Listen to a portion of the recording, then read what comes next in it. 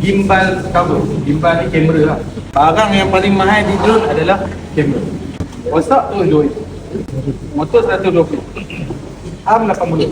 Kita panggil smart battery sebab tu dia tahu berapa persen perlu kita masukkan dalam ni. Dia Android version lah. Ni dia punya stick, controller dia lah. Kita letak kat sini. Baru kita masukkan bateri. Kalau nak on bawah rumah, dalam rumah jangan masuk propeller. Takut start dapatlah satu hadiah.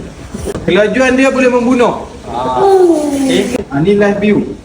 Buat link satu, orang boleh tengok. Nak pasang dia, so pegang macam ni. Pegang motor dan pusing dah macam ni je. Dia ada lock. Ni dia tanda putih. Ni dia tanda-tanda. Dia tak boleh masuk kat sini. Dia boleh masuk, tak boleh ketatkan. Dia kena masuk kat sini.